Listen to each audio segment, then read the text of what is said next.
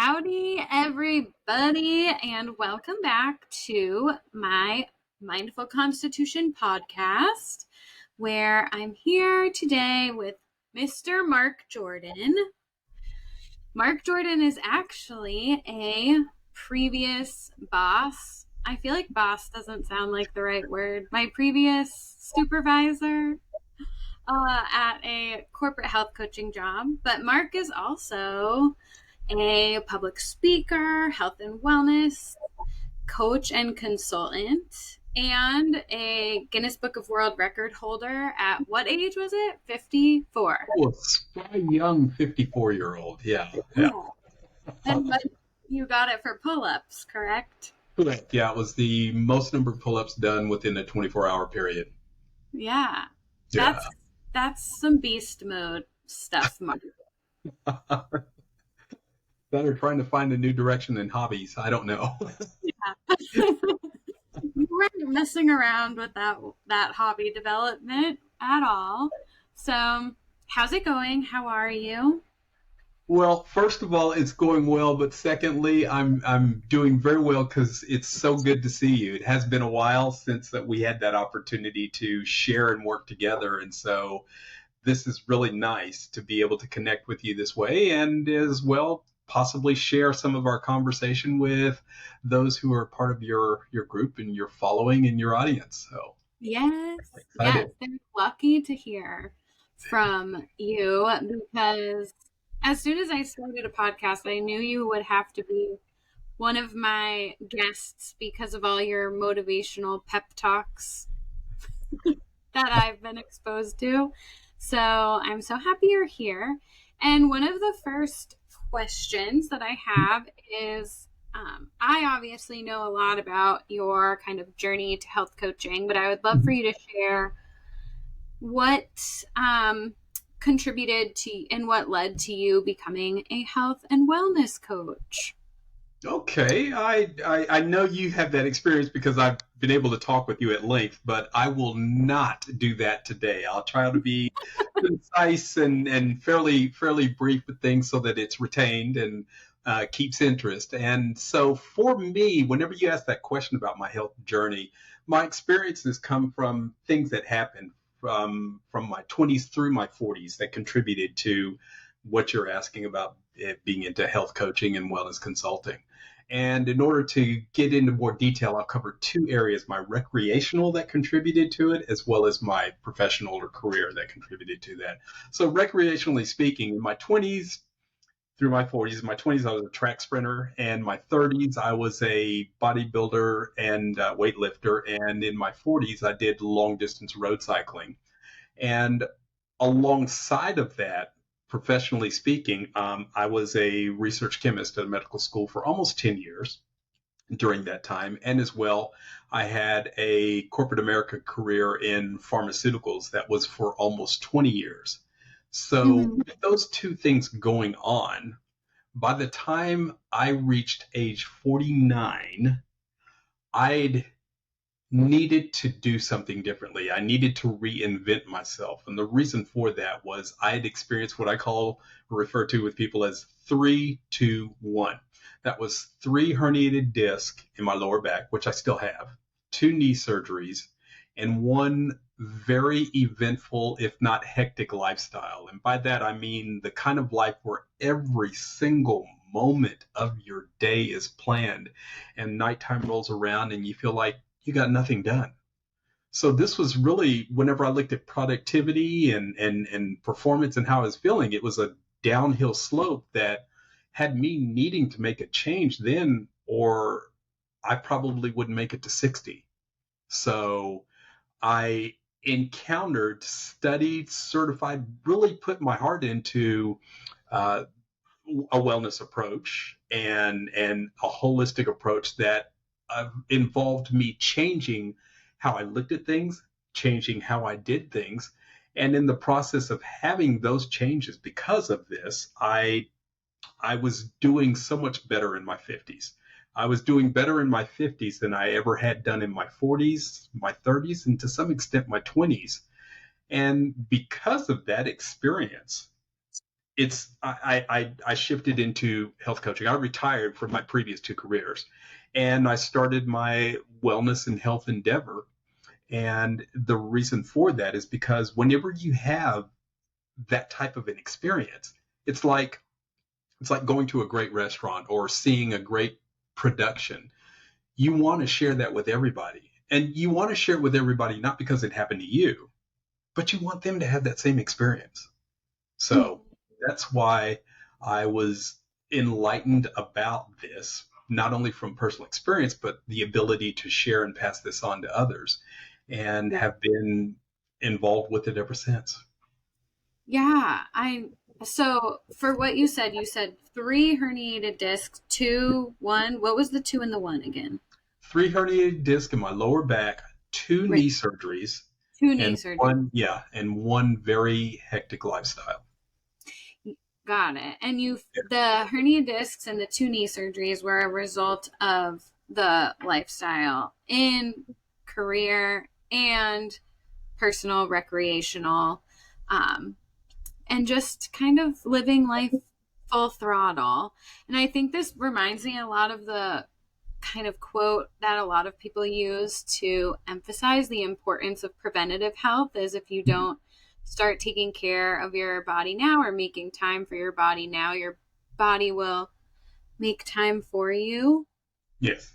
Yeah, it'll kind of That, force it on you, essentially, for lack of a better phrase. And yeah, yeah, yeah, yeah. yeah, definitely. And I know I believe if I recall correctly, you had mentioned at one point too that not only did you kind of stop the deterioration of the herniated discs and the knees, but you almost started to see reversals and damage to your health through the changes you made. Is that correct? Am I making this up?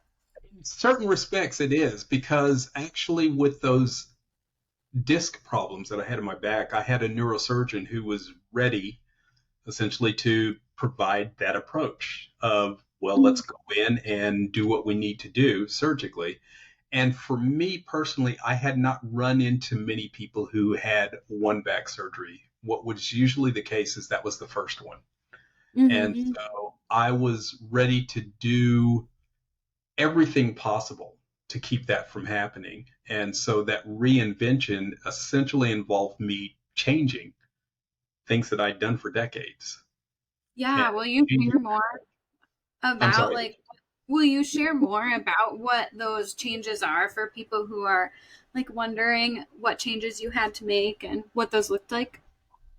Yeah, I think part of it, and I like phrases to kind of sum it up, but like, for example, with physical activity, and let's say specifically with weightlifting or something along those lines, there's a mantras of no pain, no gain, and being able to feel like you're measuring your accomplishments through the discomfort that you encounter, even if it's to the point of possibly risking injury.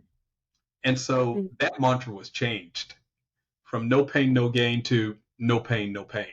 Okay. And upon doing that, realizing that there were maintenance things that can be done that will decrease the likelihood of re-injuring, such as I constantly stretch before and after any type of exercise activity, and that's not something you necessarily think about in earlier decades of life experiences when you're at your quote unquote physical prime. Yeah, I'll get to it. Oh, if I miss it, no big deal. And Yeah. so upon being able to take measures like that and look at, I dare to say, looking at doing things smartly as opposed to working hard, working smart, you are able to really optimize what you have to experience things that you probably did not think you could do. And sometimes things that people haven't done before. So that's why every now and then you will run into people who will look at you and say, man, if I knew then what I know now. And part of what's behind that is the ability to change your approach, the ability to engage in certain activities that that allow you to prepare for a physical event, the ability to encounter stillness and calmness, to be able to address stress and be able to not only address stress, but to address what it is that's meaningful to you in life. What makes a difference? What is purpose filled that has you waking up every morning saying, I get to do this. I want to do these things. Those are things that sometimes earlier in life you'll say, I'll get to that later. Or it doesn't matter now because of all these tasks that that I have to complete, and so being able to, as part of this approach, stop and change, and in the process of changing, become aware of what those changes can bring, and note those changes and acknowledge and offer gratitude for them. Yeah. It allows you to really essentially live life versus just existing. Yeah. Yeah. It Yeah. sounds like you took a really holistic approach with kind of addressing the way you were working out to a Mhm. more kind of functional, preventative, mobility focus. And Yeah. also what you were saying about finding kind of more of a sense of purpose and meaning that you feel attached to sounds like that was achieved through kind of translating your own success into working with others, helping Yes. them find the same thing. And Yeah. also just that idea of slowing down. I think I've definitely struggled with thinking that I can't, like, I have to do all these things. And we just really collectively as a society do not value slowing down and carving out time for mindfulness and self reflection and self awareness, even if it's a small amount per day. I feel like it Yes. really does make such a difference. And we're kind of like very saturated. And I don't know, maybe this is just my own projection, but I definitely was somebody in many points of my life that felt like I didn't have the option to slow down. Right, right. I think that I don't think that's just specific to you or like-minded people. I believe that we get caught up in the external Mm-hmm. and what's either recommended or heavily advised, if not mandated, for us to do. And so that's what has us getting caught up in the task, because probably 70 to 80% of the things that we do that we feel like have us overwhelmed or stressed are usually things outside of us that are suggested for us to do. Mm-hmm. And we are part of the information age these days in such a way that that's a big majority of what we get. We get what it is that somebody else is telling us we need to do or we should do or have to do. One thing I notice too with clients, and I feel like it's a byproduct of the information age and just constantly having different things we should be doing, is Mhm. we're all like addicted to absorbing information, but then we kind of fall short on implementing. And it's like when you're just constantly taking on more information, I should be doing this, I should be doing that, but we're not changing our behaviors. It can make us really anxious, I feel like. Sure, sure. Uh, And on the other side of that coin is the question, for which there are many answers. The question is, what is it that you want to do? If you mhm. have that opportunity to get to do for a day all the things that you want to do, what would those be? And in many cases, as I'm sure you've run into with people you've coached or talked with, the initial reaction is, I don't know. And a lot of the reason behind I don't know is because of what has been going on up to this point. You have been following guidance, if not following instructions, or sticking to the rules of only listening and reacting versus feeling and proactively making a difference. Yeah, totally. I agree with what you're saying a lot. I think many of us kind of just, it's easy to just be on autopilot a Yes. lot and kind of forging ahead without really paying much attention. And it is wild to think, like, what is it that you want to do? And that many Mhm. people think, I don't even know what I want to do, because we're just Right. so used to being told what to do, or Mhm. being overwhelmed with options and information overload. So Yeah. I know one big theme as we're kind of talking is about health at any age. I know you've talked about that being like a big kind of, not motto or mantra, but really like Mhm. message that you want to share, is just this idea of health at any age, and that your best days aren't behind you. And so, Yes. how do you feel like we could benefit from shifting our perspective on aging as a society? Because sometimes what I see is lots of degeneration and Mhm. deterioration that we just attribute to aging and just accept, as opposed to perhaps working towards prevention or proactivity, or even managing it as it arises in a Mhm. in an engaged way, as opposed to just feeling defeated and there's nothing we can do about it. It's just what aging is. Right, right. And that last part, I could talk with you for hours on, the benefits of embracing age, as we call it, or as I refer to it, the ability to embrace acquiring time. Mm-hmm. Because there is a way to acquire time and experience joy with that, Mm-hmm. versus what you mentioned is the traditional idea of, well, it's inevitable that it's going to happen and it's not going to be pleasant and it's going to make you feel miserable, and just get ready. Yeah. That doesn't have to be the Sounds case. And right. so the idea of really implementing movements and messages and support and direction towards the ability to age joyfully is, like I said, something that's a topic that we can bring back. But that being said, to answer the first part about health at any age and ways to, from a society aspect, to be able to transition into accepting that there's benefits to health as we age. I think the first thing that needs to be considered whenever you're looking at aging and aging joyfully, the first thing is to decide what it is that you want specifically whenever it comes to health, whenever it comes to what you would be doing, as well as how you're feeling. There are 8 billion versions of that available right now. And the reason why I emphasize that, Katie, is because we are told what health can be. We are told what health should be. We are told what to do to get a certain type of health, even though we know that one size does not fit all.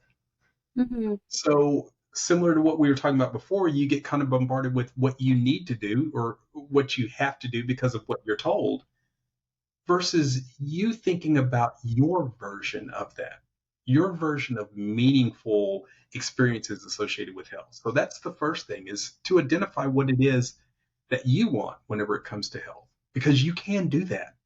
So enlightening people to that. The second thing that comes to mind with that is to establish a belief in your version. And that belief is twofold. It's from within, but it's supported and reinforced from the outside. Because once you believe in something that you've created that's meaningful to you, there's no longer a question about if it can Mm-hmm. happen. It's about when. And then the third thing is, once you've created this thing that you believe in, expect it. That's part of that mindset that has you going forward, even through the challenging times. And then the fourth thing about that is to be able to implement it, to set up, put a plan into place to experience it. So Mm-hmm. that's kind of the approach and the transformation, or the steps, I believe, that we can really start establishing as something that's available for people to use in order to make an impactful, sustainable difference in our health and how we feel about acquiring time. Mm-hmm. Yeah, it sounds like a lot of kind of turning from outsourcing our power and expectations externally to getting curious about what it is we specifically want, what our vision is, Hmm. taking aligned action, shifting our mindset. And that's applicable to so many areas, beyond to every change you want to make, really, and kind of manifest in your life is based upon not looking around at everybody else and looking for answers externally, but finding them first within, and then changing your beliefs around it, that you can achieve that, even though it may be different than whatever example you're being shown continuously externally. Hmm. I experience that a lot with parenting. I feel like there's a lot of areas where people have these things they say over and over Yes. again. Yes. Like, Right. we're just getting older. That's what happens when you get older. And like with Hmm. parenting, they're like, get ready, it goes by fast. Or just like, Yeah. the same things are, you're never gonna sleep again. And it's just Yeah. these things that people say. It's like that's their experience, but doesn't always mean that it's definitely yours. But it is hard sometimes to break out of these normalized belief systems that you're presented all the time, that you Yes. just come to like expect. And so I think that's such a good point, to just kind of filter out the noise a little bit and see like what does health mean to me as I age? What does like Hmm. motherhood mean to me? Or any kind of situation where you're trying to create change in your life, is first getting curious about like what that really looks like to you. Yes. Your version of that, Mm-hmm. because it's that's the one that is sustainable and meaningful at the same time. Sure, Mm-hmm. the idea of listening to what everybody else says and doing that, it's possible to be sustainable. But a lot of what I've experienced, both in coaching and just in conversations with people, are those things that are sustained that are not associated with that internal desire are not fulfilling. They So don't yeah, you land. can go for years and decades and encounter um, um, conformity to it, but then at the towards the end of that journey, you're like, wait, why was I doing this? All for Right. what? Yeah. Yeah, I see that happen a lot with people in terms of career and education, and just kind of feeling like, oh, I chose this because it seems like the job that was going to make me the most money, or my Hmm. parents were going to be happy for this Hmm. choice. And it's Hmm. when we make decisions in alignment with others' expectations of us, or something that's, like you said, not attached to deeper meaning within Hmm. ourselves, then it can be this situation where we look back like, how the hell did I get here? Exactly. I don't even Exactly. like this. I don't even like my life. So coming full circle, I mean, we've mentioned the idea of aging joyfully. You've mentioned the idea of parenting and some of the preconceived notions and get ready and just I'm just trying to help you out by letting you know. And the Your life correct is over. exactly. Want some coffee? Let's have some whatever. Okay, so we've mentioned these three areas. All three of these are impactful in how we exist and what we get to do whenever it comes to living life. Okay, it's not just about how to be very positive about riding a bicycle or how to be positive about whatever it is that's a medial task. This is about all of those are common impactful things about living life and the approach that can be used starting with you in order to start doing that now. Yeah. Yeah. Yes, absolutely. And I think this next question I have actually goes in alignment a lot with that, because I think what can stop us oftentimes is a lot, not only that we're outsourcing our power constantly Mhm. to whatever external factors Mhm. may be Mhm. happening, but also our own limiting beliefs. And I know, Okay. for you, that working through those health issues and having to get like completely overhaul your life and Mhm. switch career and kind of do all this reassessment, you probably had to overcome a lot of limiting beliefs. And so what are some limiting beliefs you've experienced, and how would you say that you've overcome them? Okay. Good question, especially since we've been talking about this. And I've kind of alluded to the limiting beliefs. The two major ones that come to mind for me are that upon encountering stress or upon encountering a challenge or a desire, there's one way to do it. There's one way. Back surgery, for example, as an example, the way to get rid of that chronic pain that had you bedridden at times and whatnot is through surgery. Nothing else works. Okay. So that's one of the limiting beliefs, is that there are options, there are limited options or unappealing options, and that's it. So that really impacted how I was feeling and my approach. The other limiting belief is that, again, what we alluded to, that these struggles are just simply a part of aging. They're just a part of the ability to live life from the time you're born until you're no longer around. And it's just to just get ready for the natural decline. Just get ready for the natural just feeling, the natural negative feelings about it. Get ready for the discomfort. Get ready for the lack of mobility. Get ready for the life of lack. Just get ready for it, because that's what we all do. And so those beliefs will really impact what you think you can do, and essentially put you in a box whenever it comes Mhm. to going forward. And sometimes your approach is to commiserate and look for others who are doing that or getting ready to do that and say, well, just, I'm Get already, ready. at least I'm not the only one, or we aren't the only 10,000, or we aren't the only whatever the numbers are, you know. But with that being said, imagine what it is when you don't have those beliefs, when you don't have those limits. The idea that there are multiple ways to address health. There are multiple ways to address quote unquote chronic ailments. Wow. Well, if there are multiple ways, what are some of those ways?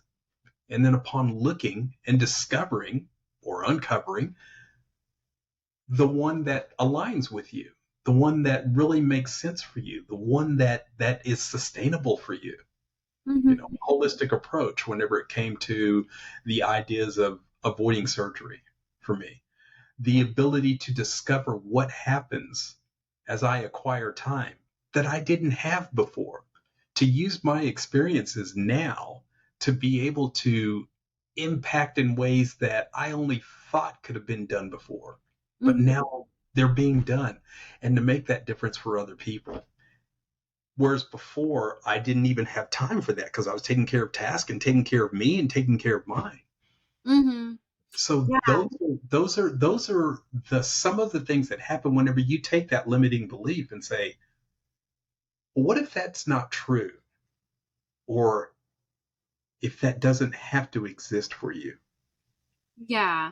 Yeah. Bringing those limiting beliefs to the surface for examination Mhm. is something I always talk about, because I think a lot of times we just accept our belief systems as facts. They're never really examined, and little do we know they're really kind of shaping our entire reality.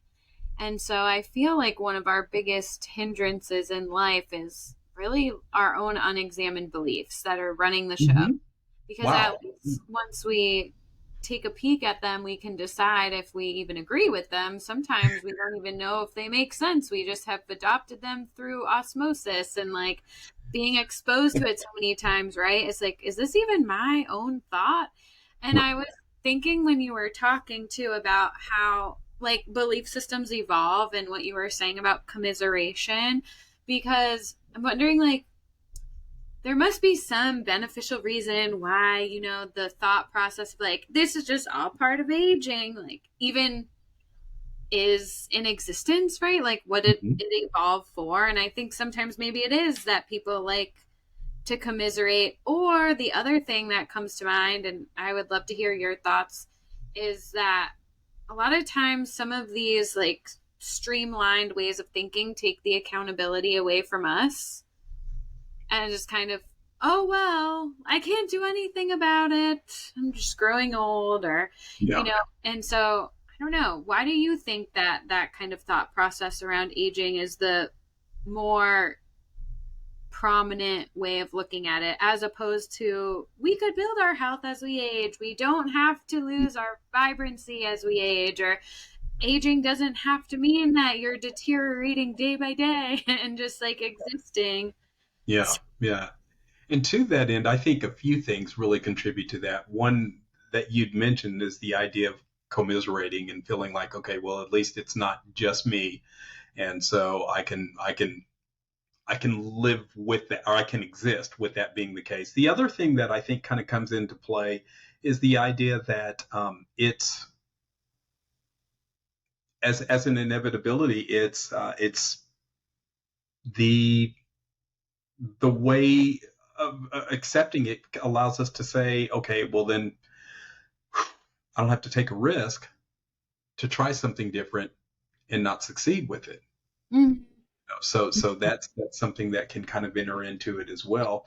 And then the third, which probably could be listed first, is the idea of not being aware that there are other ways to think about it, Yeah, that there are yeah. ways to look at it. So again, through example and modeling something that you desire to share with others or to impact others is a key way for others to say, wow, well, you did this at this particular age, or you are doing these things now, or you have this outlook about you that comes across. How how did that happen, and how can I do something like that? Right. So Yes, I love that because I have actually the idea of modeling has come up quite a bit on the podcast in different contexts yeah. with parenting or behavior change. And I feel like it's such an important thing, especially with coaching and working with people, Yeah, better than anyone, that people don't really like to be told about the changes they should make. And you're sure. probably not going to break them out of programming or conditioning they Right. have by like talking them out of their beliefs. It's more so about leading by example. And Yes. that is what draws people to their own curious conclusions. And that's so I feel like you do that really well with your own life. It's like, I'm an example of healthy living and reversing issues as I age. And then people are like, how'd you do that? Exactly, exactly. And part of that process too is modeling it in a way that communicates to people what you're doing without you even needing to say it. Mm-hmm. Because they're like knocking on your door. What do you want? Well, I noticed something about you. Oh, okay. I How know. did you do that? Oh, well, thank you for noticing. I mean, yeah, I'll answer your question. Six pack. Oh, yes. I just got this six pack at the age of 60 now. Yes. Well, Yeah. someone's been looking online. Okay. Oh, yeah. TikTok. Oh, yeah, Mark. You've been getting into social media. Yeah. Slowly but surely. Yeah, I right. thought I'd see the day. Oh, now you're letting people know things. You're like giving them the impression that I was just too slow to change or something. Oh my gosh, no. I just remember one of my favorite parts of our team meetings was Yes. always your disclaimer of, okay, I'm sorry everyone, I can't do two things at once, and like and hearing your typing vigorously to figure out your technological glitches, we're all like, oh Well, things don't change, and I yeah. think for a reason. If we Oh, tried to do two things at one time, it would sound completely off the wall. So yeah, don't even go there.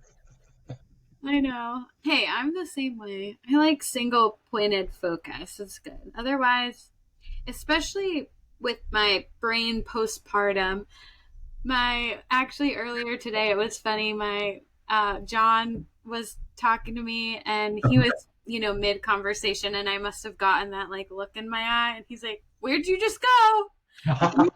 You were here with me, and I saw the look in your eye, and you were gone. I'm like, sorry.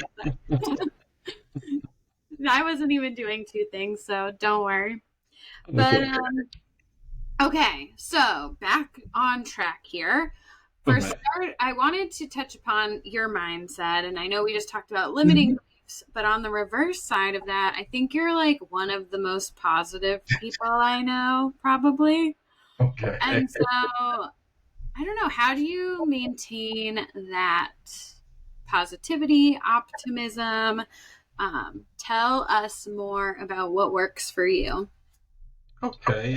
To that positivity or optimism, as it's called often, from many people who ask that question or mention that as a comment, for me is is a realism versus an optimism, and that realism is based on the choices that I believe we have and the choices that I make in how I either view things or how I would like to see the outcome from those things. So I I look at things in a way that some call optimistic or very positive, but it's realistically an outcome. It's realistically a way that it can be interpreted. Mm-hmm. And so, that being said, my reason for that outcome is because of how it feels, because of how people benefit, because of what it does whenever you experience that outcome with that type of an interpretation.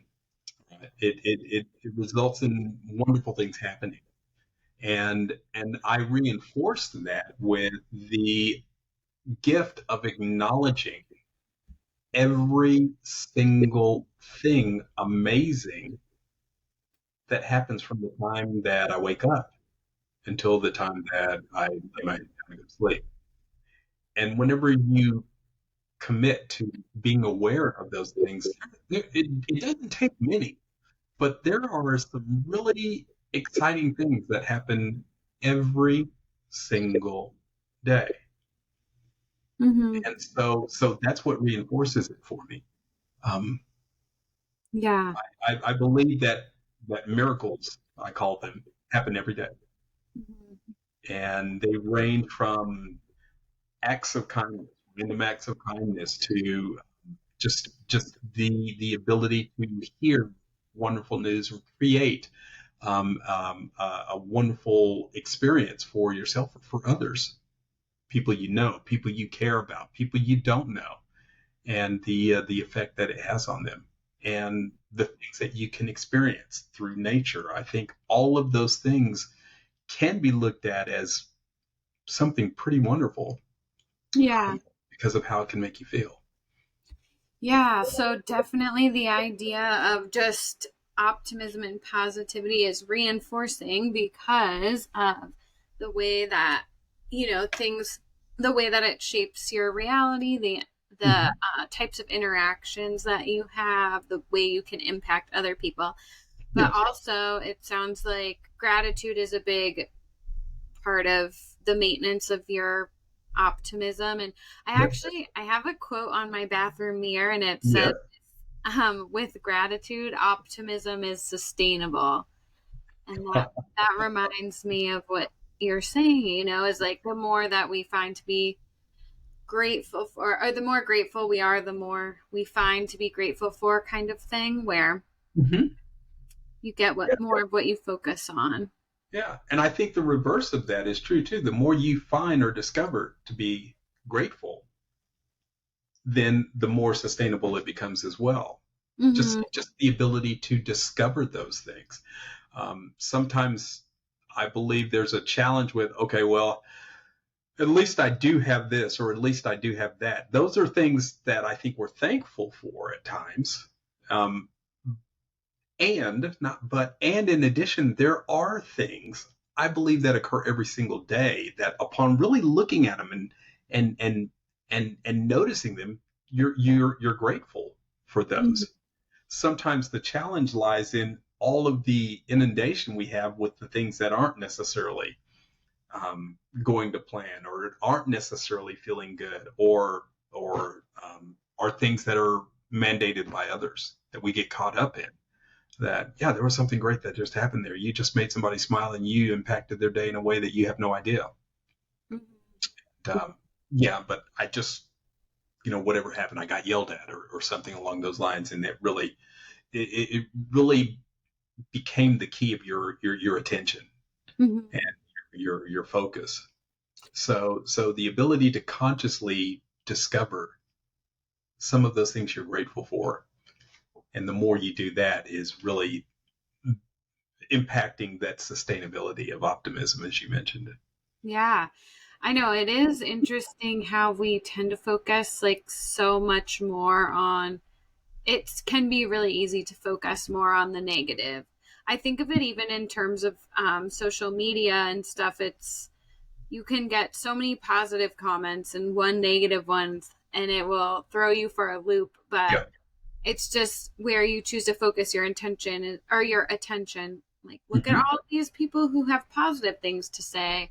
Right. But it seems really easy to be our own biggest critic and kind Absolutely. of hone in on the negative or get bogged down by the negative things. But yes, I love that. And it requires us to be more present too in order to see the things, not just allowing the negative to outweigh the positive, but also just to be more conscious in our daily lives so we can see the little moments of gratitude when they present themselves or Yes. little miracles when they present themselves. Yes. Right. Right. So whether it doesn't matter as much whether they're big or small, because each and every single one are significant, Right. potentially impactful. Yeah. Yes. Yep, that's right, Mark. You nailed it. So I wanted to ask because I know you have quite the morning routine as well. I'm only laughing because I remember this being the subject of many conversations that we would have in the group. What in Yeah, the world? Really? yeah. Yeah. Go ahead, yeah. It is quite impressive. I think you get up at like 4 in the morning, which would probably be something most people would laugh at or be Yeah. like, yeah, right, I'm never doing that. But I wanted you to share why you find it to be such an important part of like your routine, the Hmm. trajectory of your day, and like Hmm. what makes it important enough to kind of carve out that time for yourself. Okay. All right. First thing I'll mention is that I am impressed with you remembering that. Okay. And then the second thing, just for clarification, because it is a big difference, is that it's actually 3:20 in the morning when I wake up. Okay. That is a big Yeah, difference. yeah. Some people would say 40 minutes, and to me, 40 minutes is 2,400 seconds. So it's a big difference. And the reason for mentioning that is because the first 40 to 45 minutes of my day, waking up at 3:20, is spent in meditation, quiet time, and prayer. And so upon completing that, I usually eat breakfast, and then by 4:30, 4:40, I am off to do some type of physical activity, ranging from calisthenics to lifting weights to some type of cycling routine. And that usually lasts, with commute time, probably about an hour, hour and a half, so that by 5:45 I'm finishing, cooling off, stretching, calming down, taking a shower, all of those things, such that by between 6:30 and 7, I'm eating again. And that's what I call lunch. So by in the morning, I've eaten lunch and I'm ready to go. And that's a lot of fun whenever you run into people at 8 or 8:30 in the morning who say, "Man, I had an early morning because I got up at like 6:30," and I just kind of smile. But the reason for that is a couple of things. There's that time of stillness. There's that time to really acknowledge what is purposeful for you at this point, and possibly throughout the day, there are moments for that to happen, so that whenever 7 o'clock rolls around every morning, all of this has happened. And regardless of whether the rest of the day goes according to plan or not, that is something that I can put into the bank for, wow, this was worthwhile. This really meant something, and I did get this done. I did experience this. I did accomplish these things. I do acknowledge some of what has happened that's desired Mhm. irrespective of the rest of the day. So that's the reason for the routine. And Yeah. that, I guess, contributes to that realistic way of looking at things throughout the day that some have defined as perpetual optimism Yeah. or things. Yeah. Never-ending positivity. You are building up that reserve through this commitment to morning routine, but also sounds like to me, um, it's kind of a way to set your day on a trajectory. And even if it doesn't go as planned, there's this element of success that's built in with the morning routine being accomplished on its own. Yes. And even what you said about finding stillness intentionally, and then there's moments to find it again throughout the rest of the day. I always notice when I do carve out time for meditation in the morning, Hmm. it does inspire me to be more mindful and present consistently through the remainder of the day. Whereas if I start my day in a more mindless way, going on Instagram at 7 in the morning, that Hmm. just doesn't remind me to be mindful throughout the rest of the day. And it's completely different tone that is set. Yeah. Yeah. That does make a difference. I mean, from the standpoint of that that reset or that focus. So yeah, I Yeah, completely agree. definitely. Yeah, so even if you're not willing to get up at 3:20 in the morning, it's okay if you're not, but there is still benefits to be served from carving out that time for intentional stillness that can have a ripple effect on the rest of your day and the consciousness and presence you have throughout the trajectory of your day. The feeling of accomplishment kind of also can build upon itself. So Hmm. many amazing things. And just for a positive frame of mind the rest of the day. Yes. Yeah. Absolutely. And that's Absolutely. There's wonders there. So that's 100%. why. That's what's behind it. I Yeah. love it. I know. I love the morning. To me, it's funny. I never thought I would say that. I'm sure giving up alcohol helped me love the Hmm. mornings a little bit Hmm. more. But yeah, I wake up usually between like 5:30 and 6:30. Okay. It's my favorite time of the day. You're like, yeah, my lunchtime.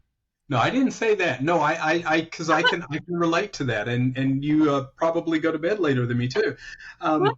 But there's something to be said about certain things that belong to us that allow us to be even more for everything else, Mhm. including those around us Yeah, and everything else around us as well.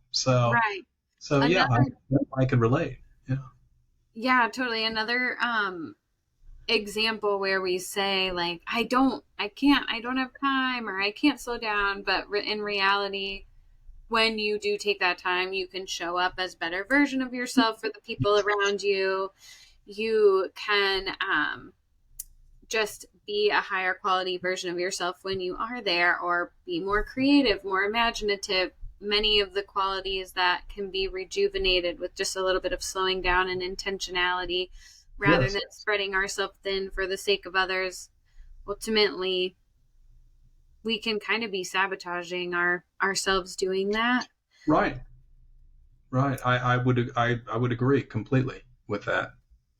Yeah. So, So okay, now we got to get to the good stuff here because, the like I good stuff. said in the beginning, you were a Guinness Book of World Record holder for pull ups at 54. Yes. And so that's quite the challenge that you took on for yourself. Hmm. I was wondering if you could tell more about what like inspired you to do that in the first place. Couple of things. I alluded to the idea of feeling and doing so much better in my 50s. And Mm-hmm. in the process of doing that, I asked myself, what would be my version of showing myself that I would be doing something that I was doing better? Okay. And so in the process of looking for that, it wasn't necessarily the need to go back to things I'd done before and the way I'd done things before, because that was no longer serving me. It wasn't practical to me. So it wasn't the idea of, okay, well, let's get in the gym and try to do more weights, or let's get on the bicycle and try to do super marathons, or even track sprinting. It wasn't that. It was like, what, since I've changed, since I've got a new approach and have this new experience, what can I do that's different to show me that I'm doing better? And so the idea of calisthenics, and more specifically pull-ups, became something that I was intrigued by um, when I saw somebody else kind of doing calisthenics, and I did it, and they were asking me, so how many pull-ups can you do? And I told them. They said, you might want to check and see what a record is on that.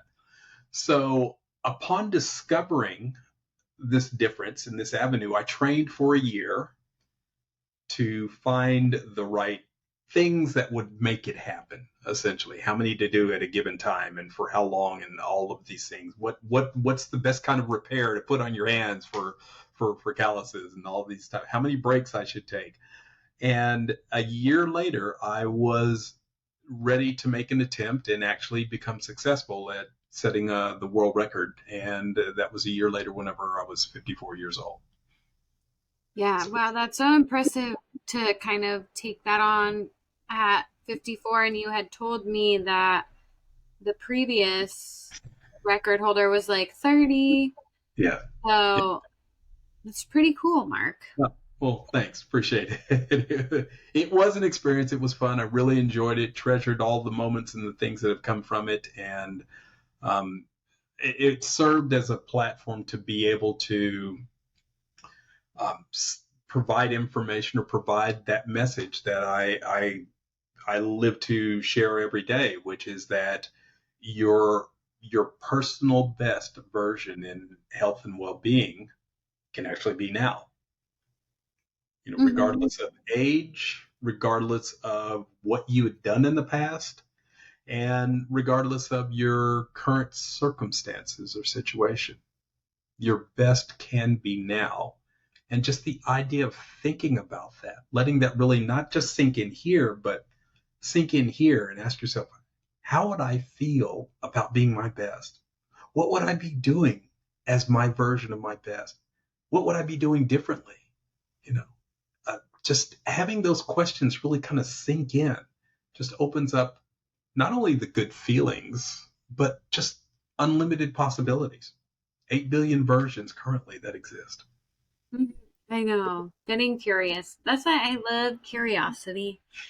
Such a good tool to dig a little deeper into self inquiry and what we really want out of life, because we have lots of input telling us what it should look like and what we should be doing, like we talked about earlier. And so just getting clear on what you want your life to look like. And I think it's so cool that you wrapped into, your Guinness Book of World Record experience was really you using the tool that you explained in order to help society shift our mentality around aging. Is Yes. what does success look like to me Yes.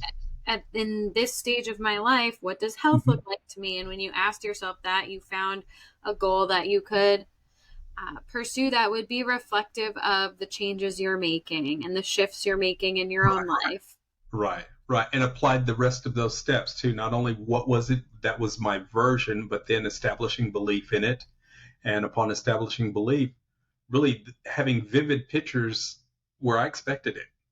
I Mm-hmm. expected it to happen, and then setting my plan into place Mm-hmm. in order for that Yeah. to happen. And that plan, by the way, does involve things around us as well. So it started with me, but by no means was it completely up to me that that outcome was experienced. There were other things that came into play, other people that really contributed to it, other situations, and that's how we exist in life and thrive in life, is through that interdependence of not only what's within us, but what we have surrounding us, our environment. That's Right. that's the key to really living to that optimal experience, to living that best version. Yes. It's I think that what we're talking about with manifestation is kind of and creating the life you envision for yourself or the outcome you envision for Mhm. yourself is a combination of aligned action and our internal belief systems. Yes. And it is really interesting too how that does shape the things, our environment, our internal state really shapes our external environment based on the people we're attracting and the Yes. opportunities we're attracting. So even though there's lots of impact that happened externally to help you achieve that goal, you had a large part in creating that momentum and that energy in your life just by the beliefs that you were choosing to kind of stay in alignment with, the actions that you are taking. So we really can shape our environment and our reality, I mean, at a lot. And Yes. obviously there's variables that can happen to us that are outside of our control, but a Sure. lot of it is. And it's helpful to look at things when we take radical responsibility for our lives. It's challenging, but it's so much more gratifying and fulfilling to look at our life in a way that we can kind of build exactly what we want as opposed to being more of like a victim of circumstances or whatnot. Sure. I think that said reminds me of how I kind of try to, in my Jordanism way, summarize it is that life happens in Right. both directions. Life happens to us, and we happen right back to life. Mm-hmm. Yeah. Right. Yeah. This bi-directional relationship co-creation, I always say, is like we can put forward our best self, and that gives us the best chance at attracting the best environment, opportunities, Mhm. relationships, whatever it is that we're looking for, we give ourselves the best chance at doing it. But then there's elements that happen to us. But yes, so Sure. good. Love Sure. hearing all of your Jordanisms. I miss. And that along the lines of that, again, getting curious, as you mentioned earlier, um, just taking a few moments to think, okay, if the external is here, if the universe is here to work with me and is asking me, okay, what is it that you really want? Because I'm going to support that.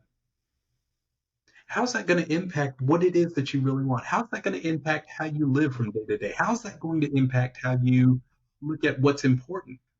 To realize that you have reinforcement, you have a force that's working with you. It's just waiting for you to to ask. It's waiting for you to request. It's waiting for you to expect. And say, oh, okay, so this is what you want, Right. and to Where, consider you have that going for you. Yeah.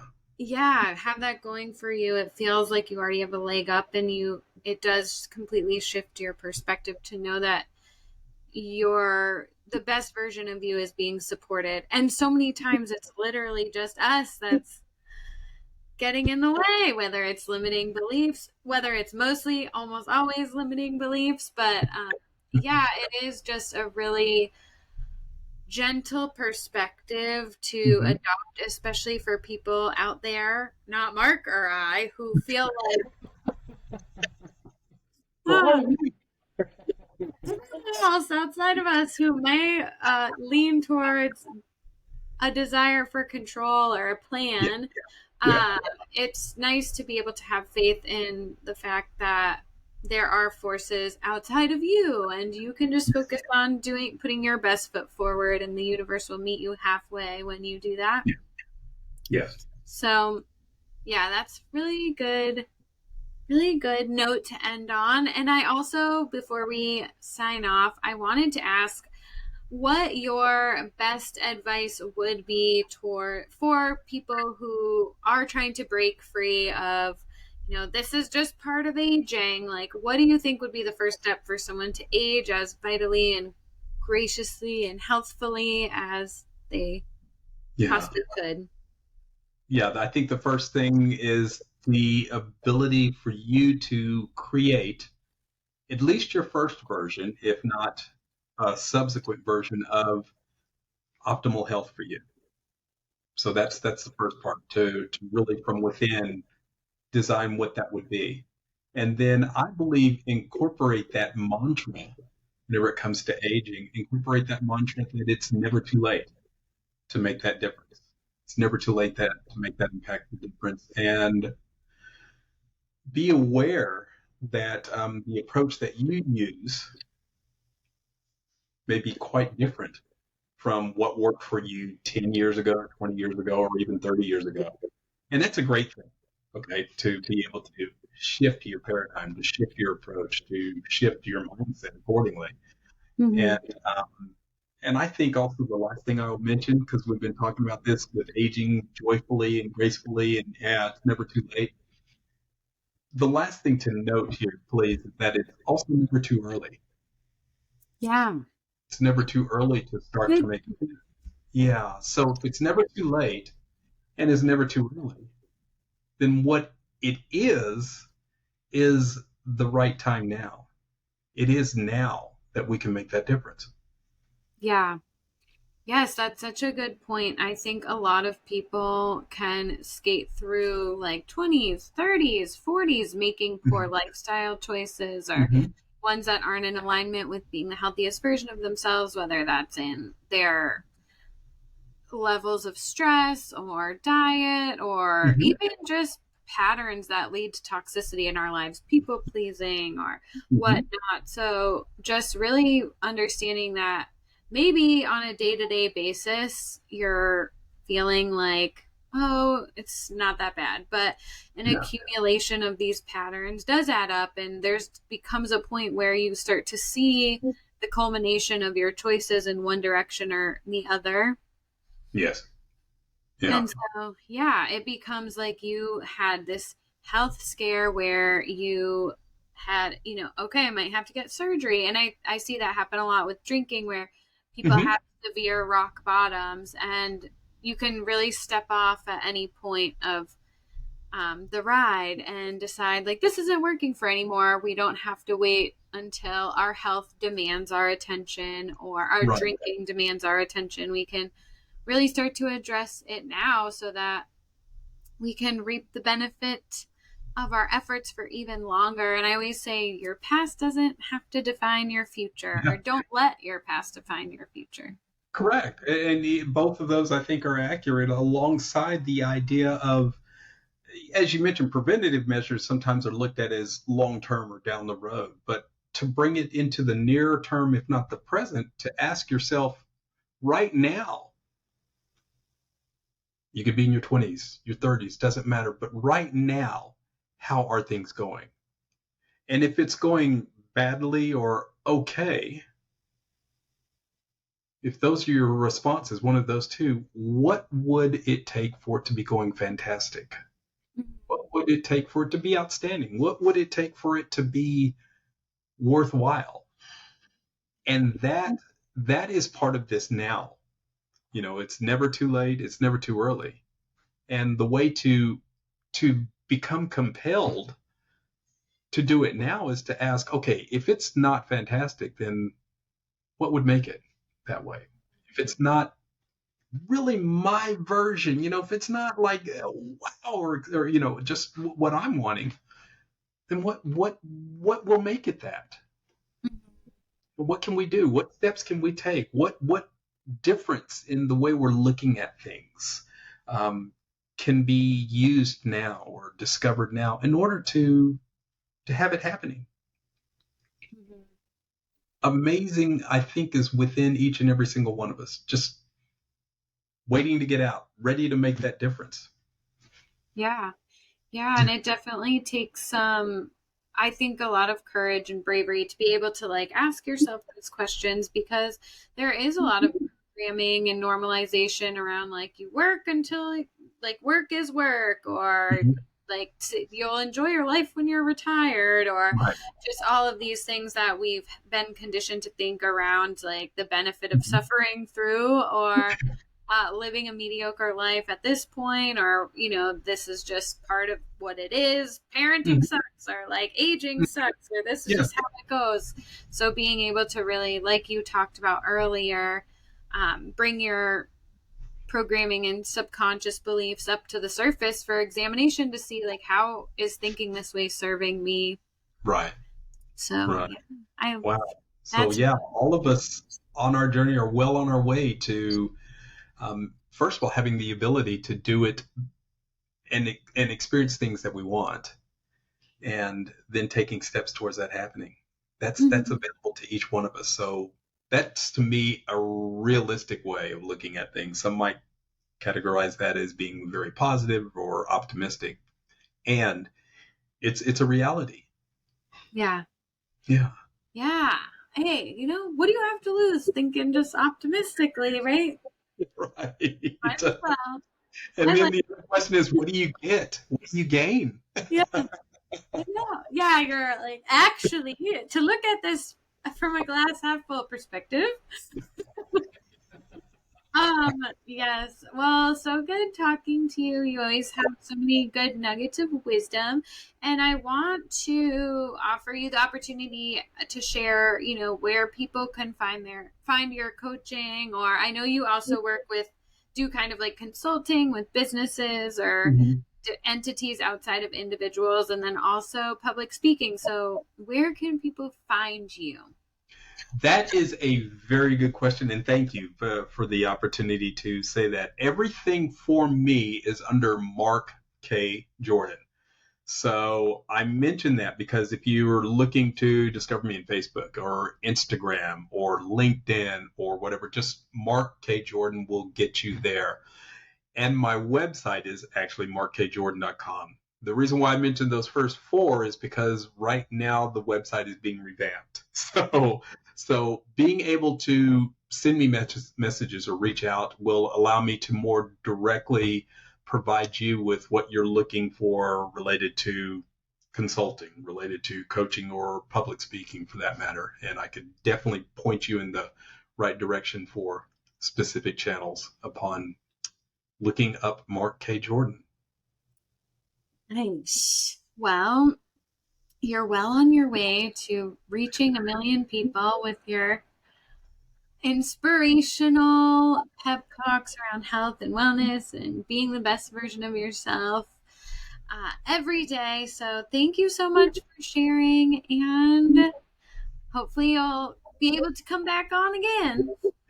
I would look forward to it. I think that would be up to your schedule and availability, but I would love to be back again. And thank you very, very much for having me here this time and allowing us to kind of reunite here. It's been a little while, so it's always a pleasure to be able to catch up with you Yeah. and find out how you're doing and the family and everybody. So thanks Yeah. for that. Yes, and thanks everyone for listening. Subscribe, and share if this resonated, all of Mark's wisdom, and we'll see you, you'll hear us next time. Bye. Sounds great.